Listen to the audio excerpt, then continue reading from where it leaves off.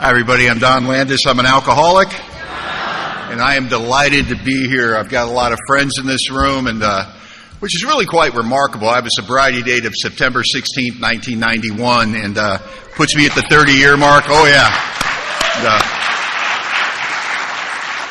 And I'll tell you, if you know anything about me or if I reveal anything in this short hour that I have, you're going to see that you're applauding for Alcoholics Anonymous, not me. And that's all our story, isn't it? Because nobody saw this coming. Nobody in my family saw it coming. None of my ex-employers saw it coming, or my ex-girlfriend saw it coming, or my friends saw it coming, or the Los Angeles Police Department saw it coming. Nobody saw it coming. And they would say that they don't know how it happened. They wouldn't know much about Alcoholics Anonymous, but they would be grateful that it happened. And my 83-year-old mother wants you to know that she does not cry herself to sleep anymore. And she thanks Alcoholics Anonymous for that.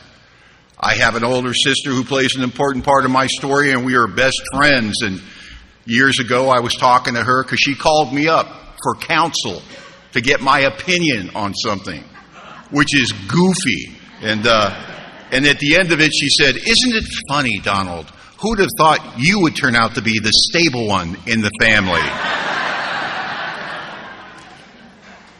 And because of that, every day is Halloween for me. I move through the world undetected. I conduct my business in the business world, and I am respectful and professional, and people say thank you for my services.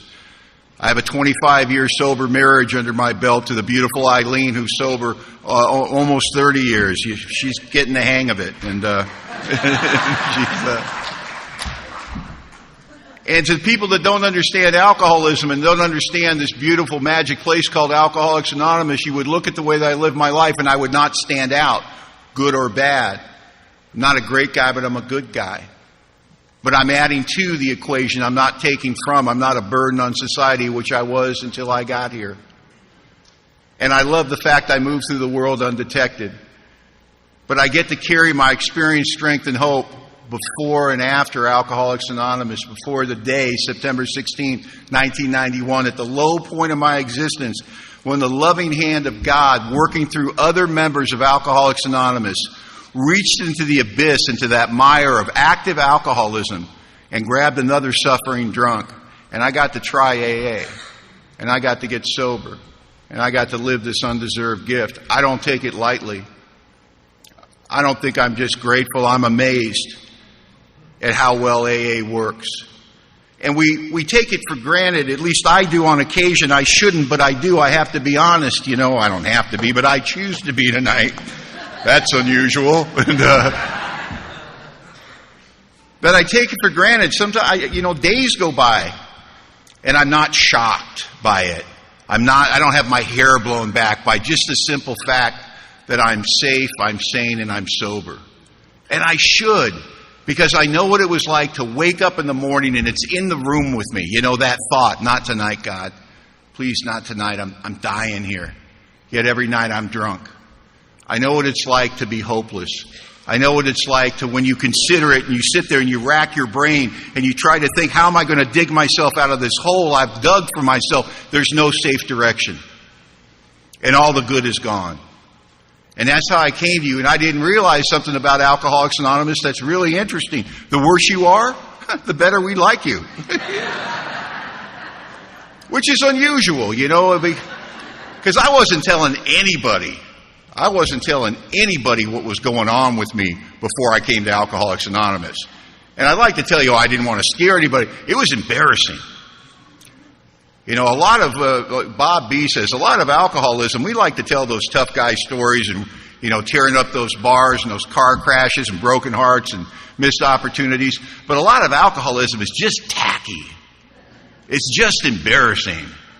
It's just those moments when you're new and you're trying to sleep at night, and then you're just sitting there holding yourself, rocking. Oh, I thought I forgot that. Oh, that was fifth grade. And it just comes washing back over you. All that stuff you thought you forgot. I want to thank Brad and Megan for coming to the airport and picking me up today. I appreciate that. I want to thank the committee and Ben for doing all this hard work, putting this together. Doesn't it look great? Isn't this something?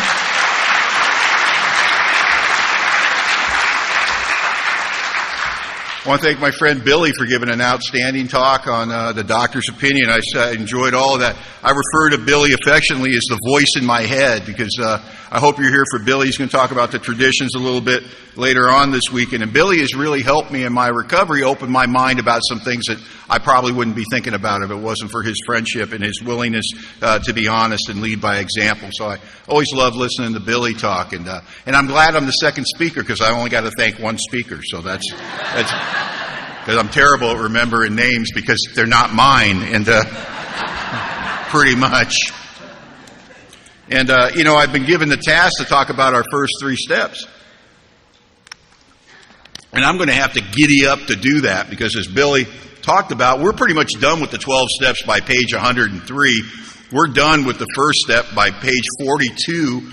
We're done with the second step by page 49 or something, and we're done with the first 3 steps. I mean, we're up to page 69, something around there, or 66.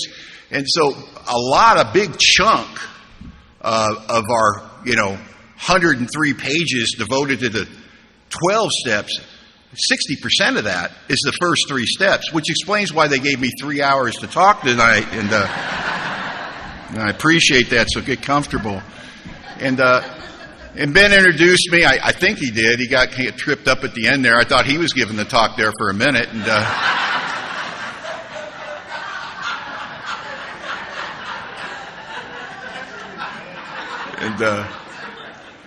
But I come from Bellingham, Washington, and if you don't know where that is, go to Seattle, all right? Drive about 100 miles north, stop 20 miles south of the Canadian border, and you'll be in Bellingham. We're right up there at the Canadian border, America's first defense against Canada, I suppose. And it's just like you'd imagine, 150-foot trees and a beautiful sound and snow-capped mountains. And I got deer in my yard every morning. And, it's just idyllic. And, it's funny, Alcoholics Anonymous gives you those moments where I'll be driving home through the woods, and I'll just see all of God's work. And I'll have that moment of gratitude, and I'll think, how did I get here?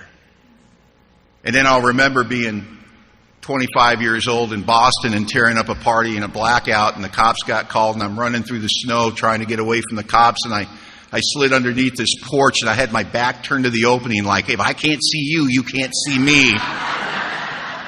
And I remember the fear I was in because I did it again, and I'd just gotten out of jail, and I didn't want to go back to jail. And I remember thinking, drunk out of my mind at 25 years old, how did I get here? And remembering, the family I came from, and I wasn't raised that way, and I was our graduating class athlete in high school, and I was the guy that people wrote things in my yearbook and said I was going to go places and do things and accomplish things. And at 25, all the good was gone, yet I didn't get sober till I was 31. And I guess you could say I know everything there is to know about powerlessness. I didn't have the vocabulary to describe it to you. You see, everything I know about my disease, everything I know about what I'm in the grips of, was acquired in your presence in Alcoholics Anonymous through your big book, strong sponsorship, and your willingness, as the book says, to relive the horrors of your past. This magic glue that holds us together, that breaks down the walls of indifference, that breaks down my uniqueness when I'm new, the ability to identify with you. Because you would share your stories in a humorous and an open and a transparent manner. And I would hear you talk about things that I swore I was going to take to my grave that I would never talk about. You talked about the way you lived and thought and felt, and I realized I had lived and thought and felt that way. And that identification tore down those walls, and I was able to hear what you were trying to say to me when we got to the solution. But that identification was so important. And I have no legitimate reason for ending up in Alcoholics Anonymous. I would love to have one. I have a story, and everybody's got a story, and it's very funny. I got the story I dragged into Alcoholics Anonymous with me, which is tragic, and hopefully if I told it just right, somebody would feel sorry for me. Always my intention when I told that story. And then I have the story I know to be true today.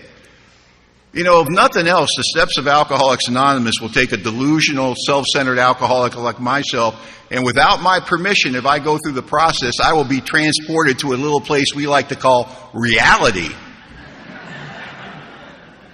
But before we can get to reality, I've got to get rid of some old ideas. And all you need to know about my drinking, I'll give you the punch list because I don't have time to really go to a drunk-a-log for identification. But I'll tell you the loser's resume I had when I came to Alcoholics Anonymous. And I had warrants for my arrest in 2 counties. I was $80,000 in debt. I hadn't worked in a year. I'm 31 years old. I don't have a car. I don't have a valid driver's license. I don't have a checking account. I'm living at my sister's house because when the going gets tough, the tough go home, don't we? And the funny thing about all of that is I was so embarrassed about it, and I got 12-stepped in Alcoholics Anonymous on my second night of recovery. 2 good men carried the message to me and assigned one of them to me as a sponsor. I didn't even know what happened, but they did. Because they knew how this thing worked. And I remember my first sponsor, when he was interviewing me, and I don't understand at the moment that that's what he's doing. He's trying to find out as much as he can find out about me so he knows how to approach me. And as I'm slowly sliding across these items of embarrassment, these things that I just was so sad that I had done these things to myself, he got happy. I remember telling him I got warrants for my arrest in 2 counties. He goes, "Oh, you're an overachiever." Big smile on his face. "Oh, you don't have a car? Who needs a car? You live at your sister's house." "Of course you do." I started to feel better about my wreckage. But I'll tell you a funny thing about that. Whatever you bring to Alcoholics Anonymous, that stuff, that shameful stuff that you're so embarrassed about that you're going to take to your grave, man, tell somebody because we'll put it to service in Alcoholics Anonymous immediately. And my first sponsor, he never tried to make me feel good about that stuff. He never said, "Oh, there, little alcoholic, you're home. It's all going to work out," And he found out I owed the IRS $80,000. He goes, "Yeah, man, that's a lot of money. You may never get out of debt." He goes, "But you'll be sober." Like that's a consolation. But man, he put it into service in Alcoholics Anonymous immediately. For the next couple of years before I started getting that debt, paid off and stuff, if any newcomer had the audacity to complain to my sponsor about his little $1,500 IRS debt, my sponsor would go, "Hold that thought, Jimmy. Hey, Don, you got a minute?" And I'd walk over all innocently and he'd go, "Don, tell Jimmy how much you owe the IRS." And I'd look at Jimmy and I'd go, "I owe the IRS $80,000. And Jimmy'd go, "Jesus." And my sponsor would laugh and Jimmy would feel better and I'd walk away. "I just want to be of service."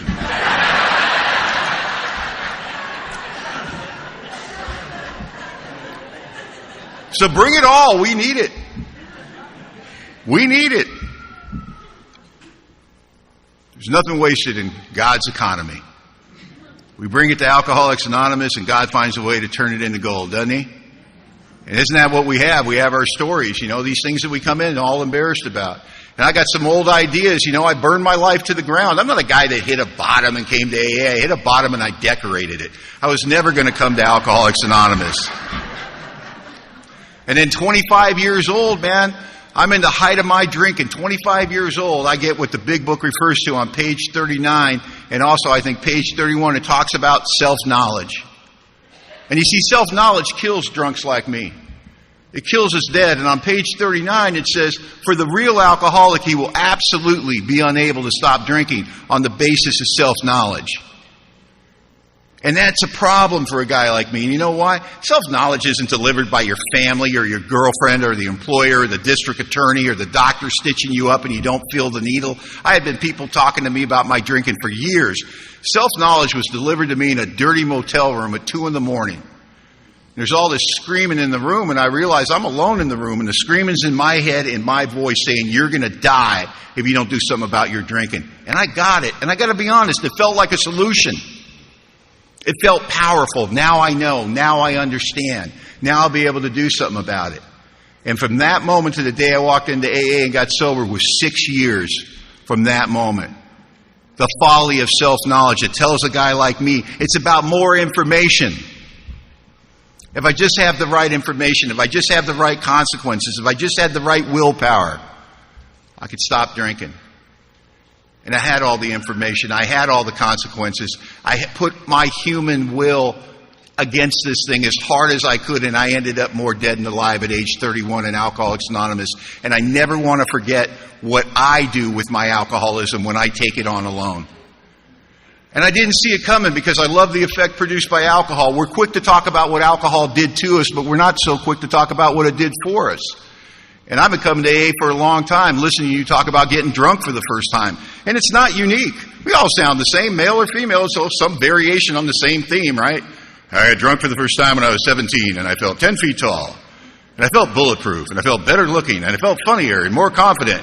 And we say it as though it's delusion or fantasy, right? I don't think so. I mean, my big book tells me that every man, woman is blessed with certain skills, aptitudes, and abilities. We'll call these our gifts from God. These are the things about yourself you're just naturally good at. You've always known it. You didn't have to work at it. And everybody gets a different set of gifts, right? Some people can sing. Some people can do math. Some people are good looking. Some people are athletic. But we all get our own gifts. What are these gifts from God? Your birthright, if you will.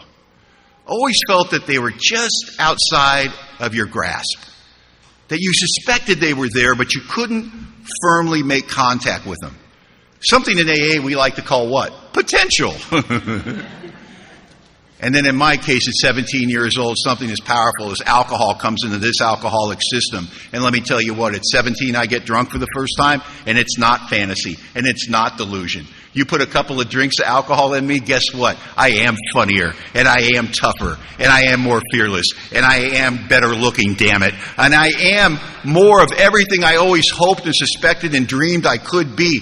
And it's not any more complicated than this. I fall in love with the effect produced by alcohol.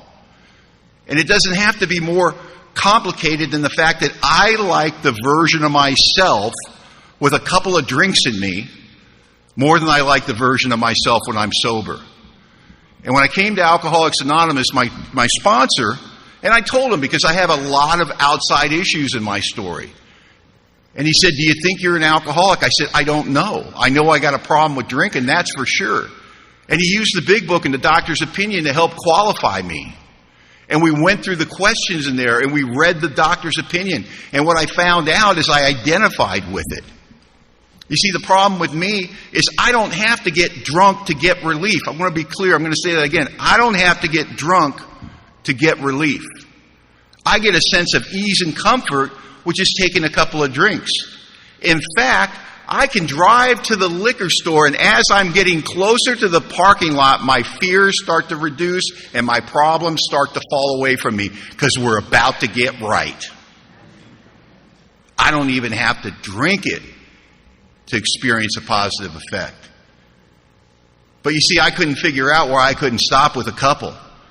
And I come to Alcoholics Anonymous and I read the doctor's opinion and I read about the physical aspect, the allergy, the phenomenon of craving. One's too many, 1,000's not enough. And you know what kills a guy like me isn't the fact that I'm physically abnormal than 90% of the people in the population. The problem is I don't know it. I don't drink, alarms don't go off, phenomenon of craving, nothing happens.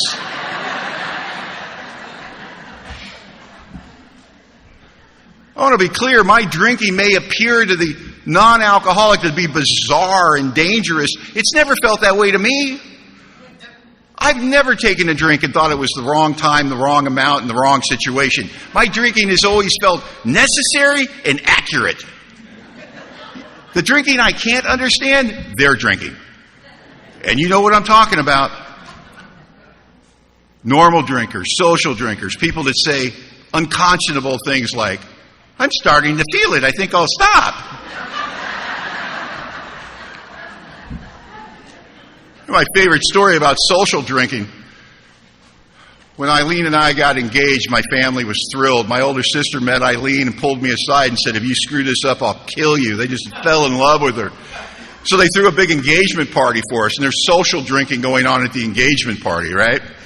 And so my sister's drinking a glass of white wine. She's non-alcoholic. Eileen and I have our club sodas, and we're talking in the kitchen. And my sister saw some friends arrive that she wanted to greet. She said, "I'll be right back." She set her glass of white wine down on the counter and left the kitchen.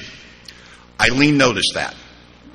Eileen's looking at the wine, looking at my sister, looking at the wine, seeing my sister get further away. And in a somewhat panicked voice, she says to me, Pat left your wine. And I look at the wine and I go, yeah, baby, she did. She goes, well, should I go tell her?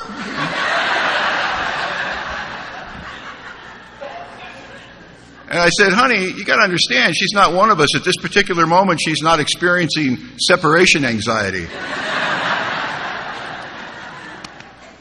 But I don't have to ask you. I already know the answer. We don't leave our drinks behind.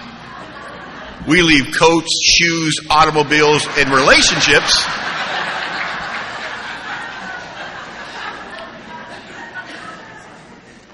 You could throw us off a cliff into the stormy seas underneath. The first thing they'll see emerge from the depths is that can of Budweiser.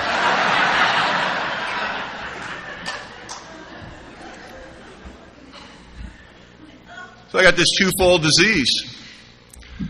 I got an obsession of the mind and physical allergy, and I don't know it, which means what? I'm drinking in ignorance. Right? So I'm bringing a knife to a gunfight. I'm overmatched, and I don't know it. And I start getting brainwashed. Maybe you were brainwashed too before you came to AA. Remember that? It's always done by the same people, isn't it? People that love us the most and want the best things in the world for us. These are not bad people. These are not people trying to hurt us. These are people that are trying to help us. But unfortunately, they don't understand alcoholism any more than we do. So what do they say to us? Maybe they said it to you. Oh, you're a great guy. You got so much potential. Well, you could probably be anything you wanted to be, go anywhere you wanted to go, if you just quit drinking. You'd be so happy if you just quit drinking. All your dreams would come true if you just quit drinking. And what do? I lay my experience against that information, and what do I find? Went to jail, I was drinking. Smacked that guy, I was drinking. Blew up the relationship, I was drinking. You know, it's easy for me to identify whiskey as the culprit. But it doesn't explain the real question, which is what is so distasteful about this thing called life? A life that I see other people seemingly able to meet life on life's terms. What is so distasteful about it that I got to be drunk every night just to be on the planet? And then once I decide, because of a jackpot, right? I go to jail, I crash a car, I break a heart, something gets this alcoholic's attention. And I think to myself, this has to stop. This is no way to live. I wasn't raised this way. It's not fun anymore. And so what do? I gather all my human power. And I turn that in whatever weapon I can. And I make alcoholic declarations. I'm quitting drinking, so don't try to tempt me. And I just hang on and I don't drink. And then in the doctor's opinion, Silkworth so eloquently and briefly and concisely describes what happens to an alcoholic like me when you just separate him from his solution. And for me, it happens in 2 to 5 days. Because I love quitting drinking. I must. I've done it 100 times, right? But somewhere between 2 and 5 days, I have what Silkworth describes as a state that's irritable, restless, and discontent. And I'm here to offer, that's the biggest understatement in the big book of Alcoholics Anonymous. Because it doesn't feel that way, does it? It sounds almost clinical. Irritable, restless, and discontent. Doesn't feel that way. I'm irritable. I want to hurt you, right? I'm restless. Maybe I'll go over there. Nope, I don't like them. Maybe I'll go over here. Nope, they don't like me. Maybe I'll get some ice cream. God, I'm getting fat. You know, it doesn't matter what I'm doing, who I'm doing it with, where I'm doing it. Wrong people, wrong thing, wrong place. I can't find my place in the world. I'm a dog chasing his own tail, trying to find the right place to lay down when my head goes, nope, nope, nope. And I'm discontent. And when I came here, if you asked me what kills alcoholics, I would have said whiskey and car crashes, right? And today I say discontent.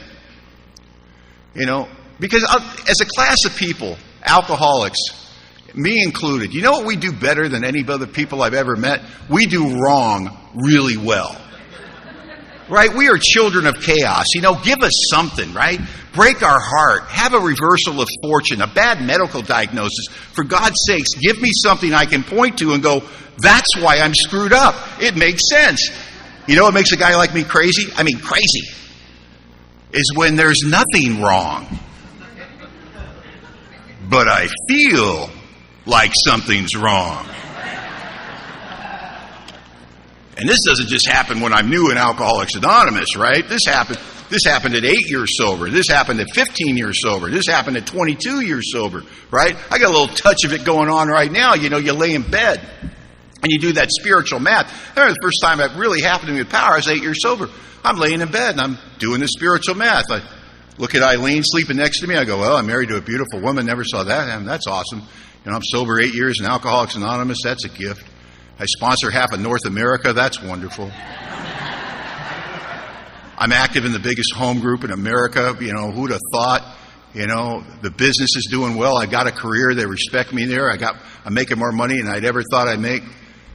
Wow, if it was any better, I'd have to go in the backyard and hang myself. You know what I mean? Because I can't feel any of it. I can't feel any of it. When you got a head and a gut that's telling you I should be so grateful, why am I so discontent? Why are all these things, when I dreamed about them, when I hoped they'd come to pass to me, now that they've been added to my life, these blessings, why do they feel like burdens? Untreated alcoholism is available to a guy like me. Anytime I want to run on self-will long enough and think that my human power is the solution, I can find myself irritable, restless, and discontent. Here's my definition of discontent. I have a complete and utter inability to experience joy in a sober state, regardless of the blessings of my life. My world becomes gray and colorless, and I start to exist rather than experience. And I feel like life's rushing by me, and all I can do is hold my hands out, my fingertips scrape the wall of life as I rush by, and nothing seems to stick. I'm not having meaningful experiences. And what do? Do I lean into God when that happens? No, I lean into self. You scare me or threaten me, my knee-jerk reaction, my default position is always self. The position of God will always be something that I have to work for. It is not my natural inclination. My sponsor took me through the first step, and he told me this about all the steps. He goes, I don't believe you worked a step until you can teach it to somebody. He goes, so tomorrow night after the meeting, you're going to teach me the first step. Then we'll know you've done it. And I took it on as a challenge. You know, I'm a people pleaser, and I want people to... I'm an approval seeker. I'm not a people pleaser. I don't care if you're happy. Just give me your approval. That was a big lie. I don't really care if you're happy, but tell me I'm great. We can be friends, you know. It's like, you know who I like? People that like me, you know. And I boned up, man. I went home that night, read everything I could in the big book, read the 12 and 12, and I was ready. And the next night I gave my sponsor what I believe is the greatest dissertation on the first step in the history of Alcoholics Anonymous ever proffered by a newcomer. And he said no. Well, actually, he said no the way he always said no, 3 times. No, no, no. And he asked me a short question. He said, do you think you've admitted to your innermost self you're an alcoholic? I said, I think so. He goes, well, let's find out. He goes, go home tonight. What he said was, go home tonight in that room you're mooching off of your family. He goes, sit on the end of the bed with the lights off. No TV, no music, no nothing. He goes, think one thought only, and think it repeatedly over and over in your mind for about 10 minutes, and then give me a call. And here's the thought, I'm an alcoholic. Well, that seems insufficient and inadequate. Seems a little silly, a little embarrassing, actually. But I'm new in Alcoholics Anonymous, and I want to make good, and I want my sponsor's approval, so there I am, seeing the end of the bed in the dark. I'm an alcoholic. I'm an alcoholic. I'm an alcoholic. And then it started to change. Became a question, you know? I'm an alcoholic. I'm an alcoholic. And as I ran this thought repetitively through my mind, without my permission, things started to attach themselves. I remember being underneath the porch in Boston. I remember thinking I killed my best friend in that car wreck. I remember thinking that I was going to marry that girl, only to have her take that ring off and throw it at my chest and say, I can't be with you, you're a drunk and you'll never change. All these things that I hoped I'd forgotten, all these things I'd poured all that whiskey on to push down to the bottom of my soul, they all started bubbling up. They all were attached to that simple thought that I'm an alcoholic. And I saw how hard I had tried. And all the times people said to me, why don't you try harder? If you really wanted to quit drinking, you'd quit drinking. And how cruel that was to an alcoholic of my type. Not trying. Who tried harder than we did? Where every day I wake up and it's in the room with me. It holds my hand and it walks me through life. It's only a matter of time before I drink again. It's not a matter of if. It's always been a matter of when. And I see the futility, and I see the fatality of my alcoholism. I see the trajectory. I see the seconds and inches and the near misses. I see the lost friends, the people that died along the way, knowing that the only difference between me and them was blind luck and nothing more. And the hair stood up on my arm, and I called my sponsor, and I said this, I'm in a lot of trouble. I'm in a lot of trouble. And now I get the first step. Because if I don't understand the trouble I'm in the first step, if I don't understand what really has me in its talons, if I don't understand what's really stripping the skin off me, if I don't understand that I'm beyond human aid, if I don't understand it's my destiny to drink myself to death unless something big happens in my life, I will not approach the rest of the steps with the type of commitment and fervor and attention required for successful consummation. And I can take that momentum, born out of desperation, which produces the willingness that only the dying can have. And now I can look at the second step with a fresh set of ideas. Because the eyes I had when I walked into Alcoholics Anonymous came to believe that a power greater than ourselves could restore us to sanity. I knew what you were talking about. I knew you meant God.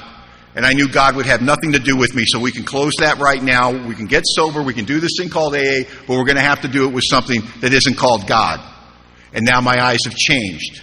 You see, my sponsor understood that I had the most precious commodity any newcomer can have in Alcoholics Anonymous. It's more important than anything. Think about this. We come to AA. We don't know anything about the book. We don't have a relationship with God. We don't know anybody in AA. All we know is failure, pain, loneliness, and separation. Yet somehow we get sober. How is that? With no usable material. Nothing to work with. We get sober. There's got to be something big here. And it turned out that commodity I came in with is what the old timers call desperation.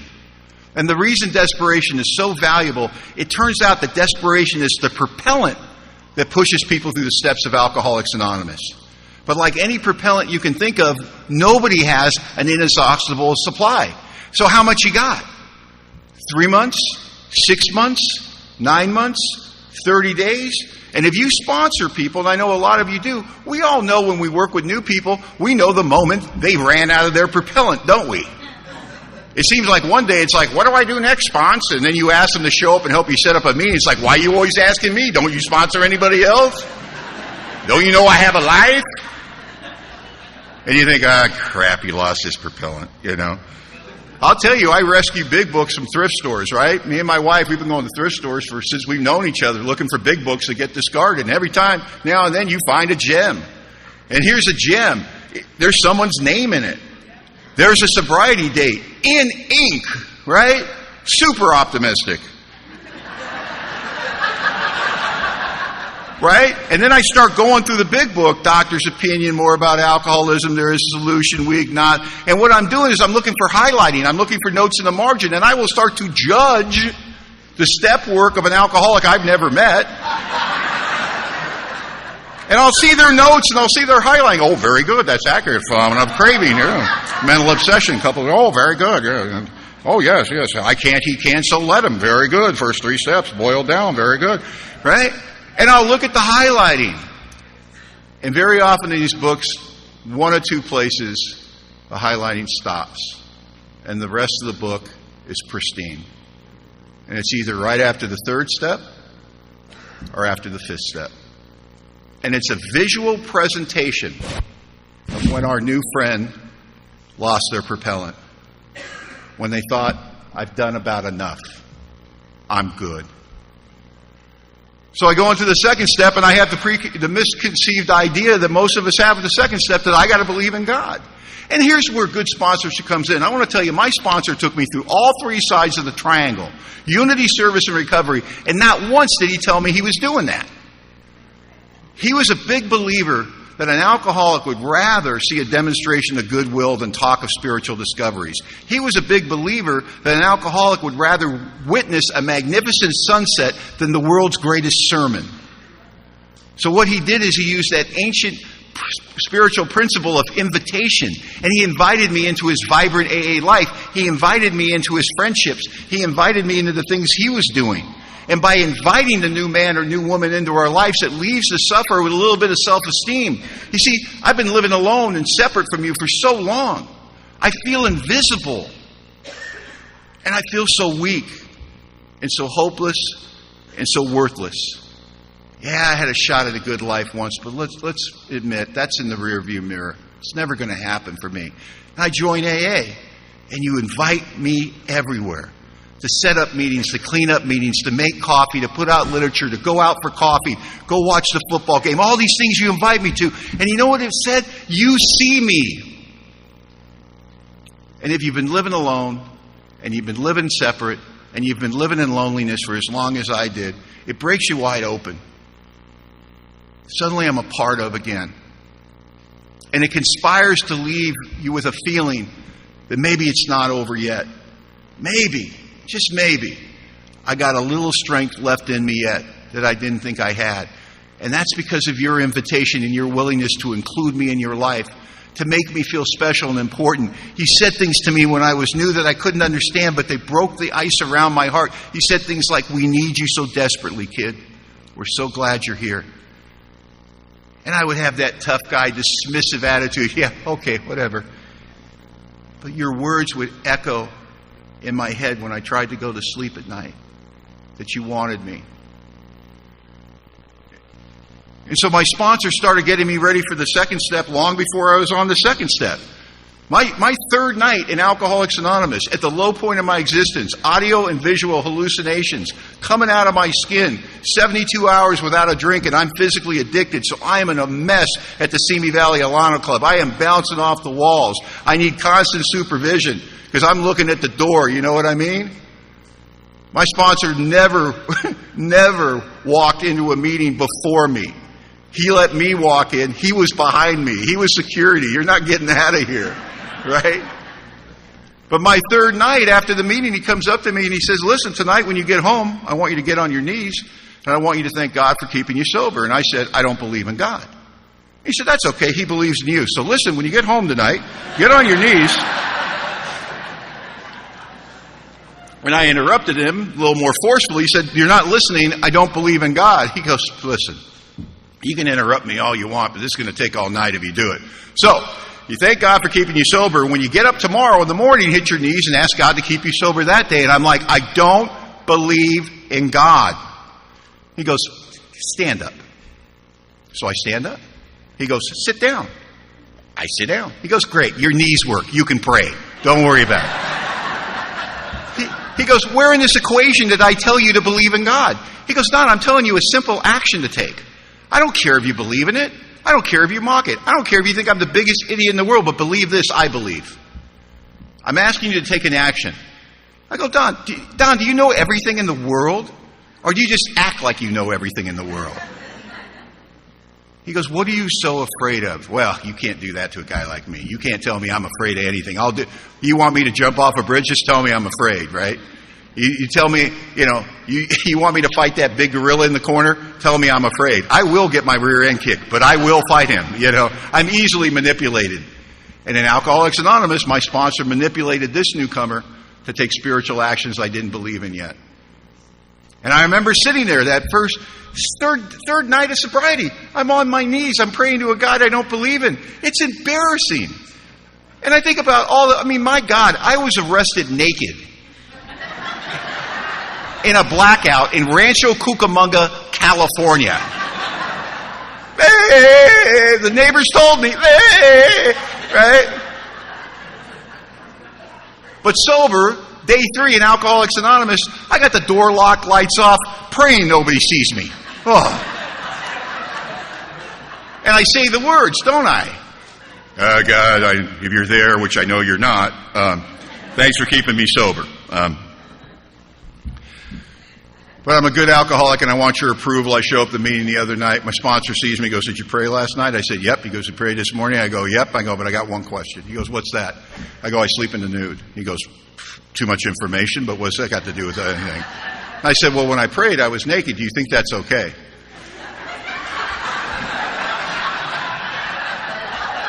And he got a look on his face that I was going to become familiar with this look as the years went by. He kind of grabbed his forehead and started rubbing it and looked at his shoes and said, God made you. He knows everything about you. I'm sure it's okay. Just please never tell me about it again. And little did I know, I'm on the road to spirituality. I didn't know that in essence, and let's talk spirit rather than directions. There's directions in the big book. There's arguments in the big book. There's a sweeping away of arguments against the idea of a higher power. My favorite being, when you meet a group of people like this that are doing so well and showing stability in their life, it really presents a strong argument why somebody should have faith. My pass into the second step and through the second step was you. Because I believed you had been where I'd been, done what I had done, felt the way I'd felt, but you weren't living, feeling, or doing those things anymore. And every one of you was given credit to a power greater than themselves, God as you understand Him, whatever you were, it was all the same. So either you're having separate meetings where you screw with newcomers' minds, or it really happened for you. And your belief carried me long enough to do what? Investigate. That's all I did. So I start hitting my knees praying to a God I don't believe in. 4 or 5 nights into that, 4 or 5 mornings into that, I get up and I feel different. Not a lot, but a little different. A little hopeful. And I don't know if it was a simple fact like, look at me trying. Remember that when you tried in AA? Because by the time I got here, I'd given up trying anything in my life. Look at me trying. And in we agnostics, there's a couple of things that are really important to me. The first one being the simple second step question, right? Do I now believe? No. Or am I even willing to believe in a power greater than myself? And I said to my sponsor, what's the difference? And he said, well, you don't believe, right? And he goes, yeah. He goes, what would a guy who was willing to believe, what actions do you think he'd be taking? Well, I don't know. Maybe praying on his knees in the morning and the night to a God he didn't believe in. Maybe starting a conversation with this power greater than myself that you assure me cares about me. I don't believe it, but you assure me He's there like the feelings I have for a friend, and I start a conversation with Him. I started a conversation, a glancing, mocking, I know you're not there conversation over 30 years ago. And the conversation continues today, and it's the most important conversation in my life. You see, I'm never alone.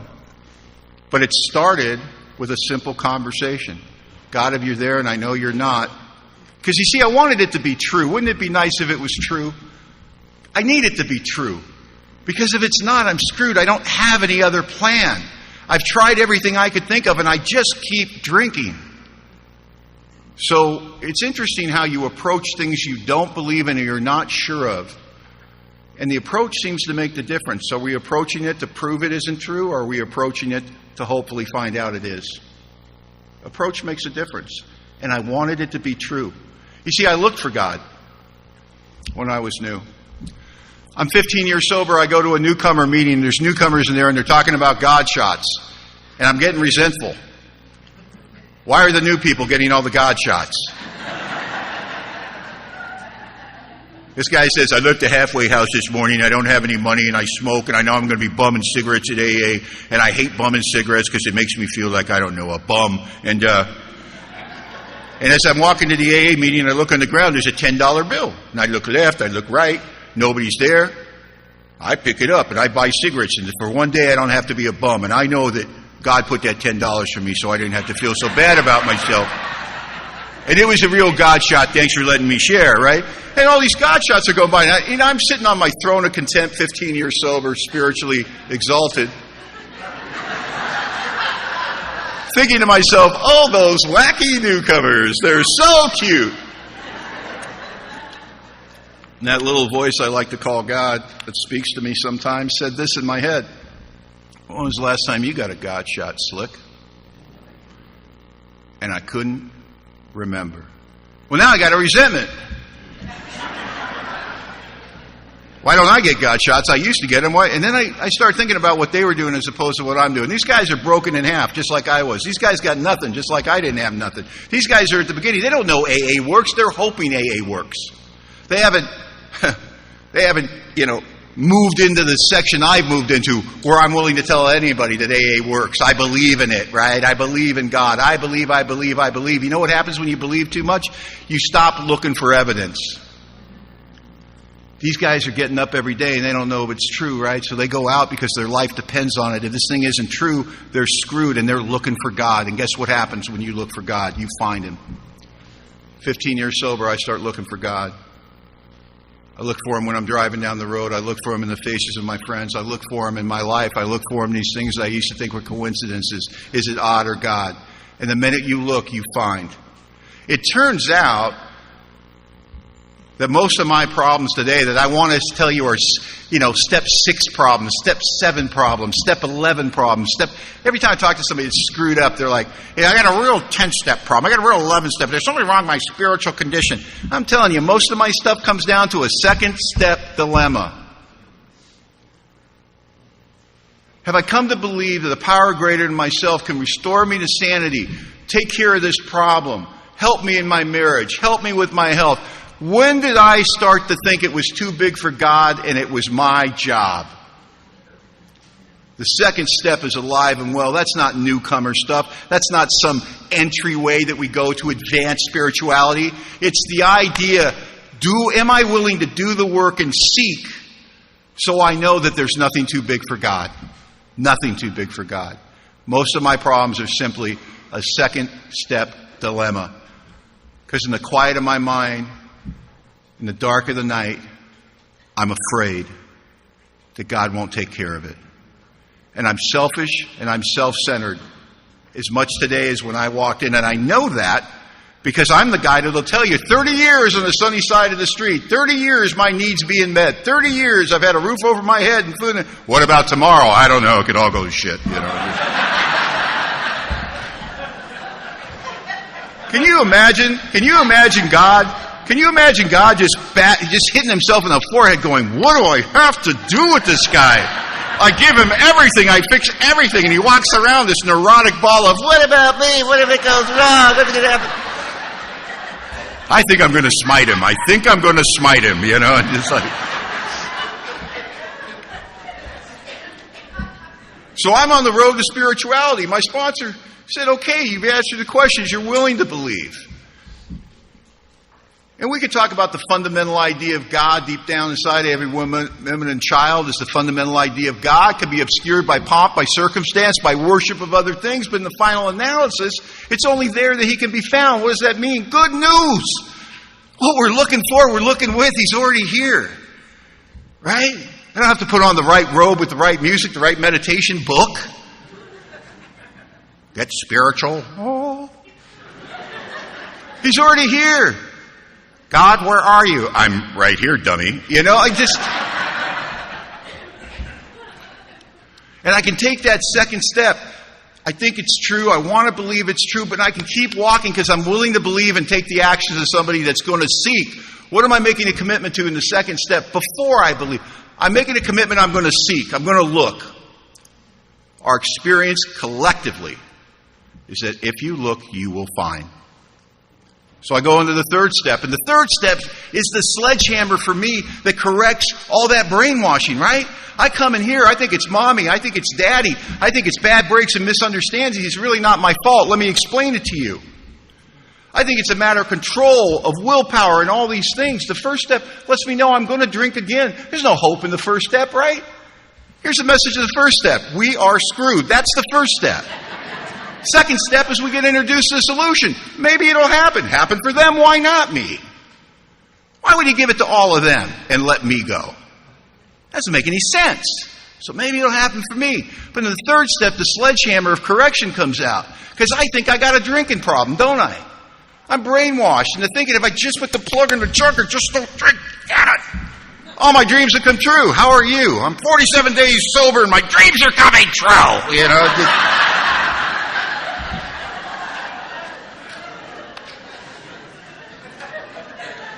turns out alcohol's not my problem. It's my solution. It's a solution that's going to kill me and hurt everyone that has the misfortune of loving a loser like me. It's ripping the skin off my body. It's leaving a body count and a trail of blood. But it is my solution. It's not my problem. And I'll tell you, if you're working on your problem and it turns out that that's actually your solution, you are trying to change it and protect it at the same time. Right? I'm trying to stop drinking, but I'm trying to protect my right to drink simultaneously. Because it's valuable. It's the only thing I know that makes the big hurt go away. In the third step, I get introduced to my problem.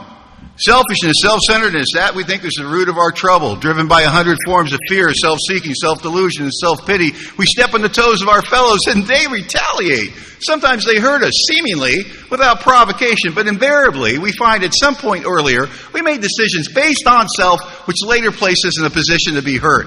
What does that mean? I'm the problem. See, I want my selfishness and centeredness to be like a coat that doesn't fit well. I got to stop wearing it. I can't get rid of it. It's me. You can call it my ego, you can call it myself, but it is me. And how do I know it's still there? Right? I mean, I've been sober 30 years, done a lot of step work, worked with a lot of people, have a good relationship with God. How do I know it's there? Because I wake up every day in a state of self. Every day. Every day I wake up thinking about who? Me. I'll let you know the day I wake up thinking about one of you. Listen, this guy in the front row, Sheldon. Guy sitting next to him, Steve. Girl right here, Masoon. Jennifer. I mean, I love these people like brothers and sisters, right? I mean, I got history with these people. I've been through stuff with Sheldon I can't even tell you about. It is crazy, right? I've never woke up thinking about him. If he called me and said, I need you, Donnie, I would drop what I was doing and I would go to him. But I woke up thinking about me this morning. He's gone through stuff in his life. Steve's gone through stuff. We've all gone through stuff in our life. Even when they're in the middle of it. That's 8th or 9th thing I think about. That's only prayer and meditation, you know. Once I get me out of the way and I can go, oh yeah, Sheldon's might die. I should probably call him. You know what I mean? It's just like...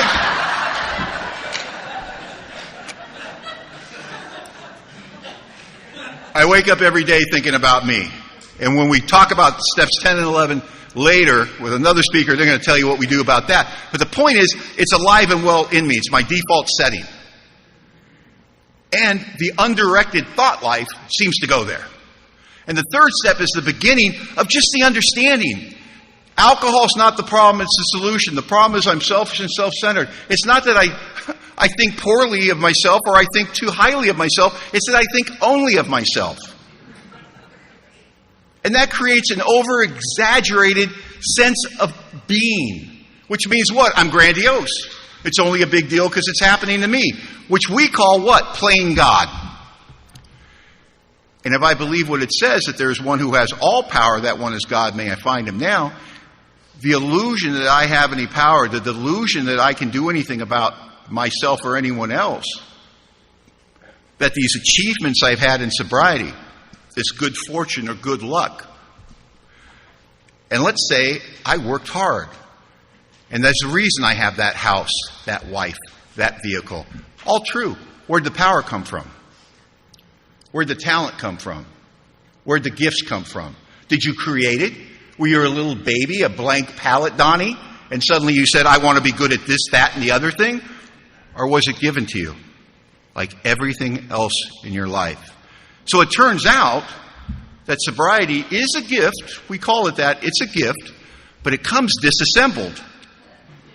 And Alcoholics Anonymous is a place that we come, and with tutelage of people that have learned to put the gift together, they simply show us how to put the gift together. But around here, it's spirit. This is not of the mind. This is not academic. This is not cross your T's, dot your I's, and do it just right, and everything will be fine. This is not of the mind. This is of the spirit. This is not academic. This is spiritual. This is not a lack of information problem that I suffer from. It is a lack of power problem. And so what happens in the third step, because you told me this, we bought the ticket and we took the ride. My sponsor tells me I need to turn my will and life over to the care of God, and I don't know how to do that. And what it feels like is he walks me to the abyss and says, jump. And I look over the edge and I see nothing but blackness. And I say, you jump. And he says, I already did. And I go, well, if I jump into this abyss of nothingness where I don't know what's going to happen to me, if I buy this ticket and take this ride, what on earth are you going to be doing? Oh, we're going to be watching. Because it's always entertaining. And that's the third step. In its purest form is I make a commitment to buy the ticket and take the ride. The ride is steps 4 through 9. How I successfully turn my will and life over to the care of God and start to have a spiritual experience is through steps 4 through 9. What I'm really doing in the third step is saying this. I want what you have, and I'm willing to go to any length to get it. I believe it's happened for you, and I believe it could happen for me. And I need it so desperately that I'm willing to do anything. And so now I have the momentum of steps 1, 2, and 3 as I go into the other steps.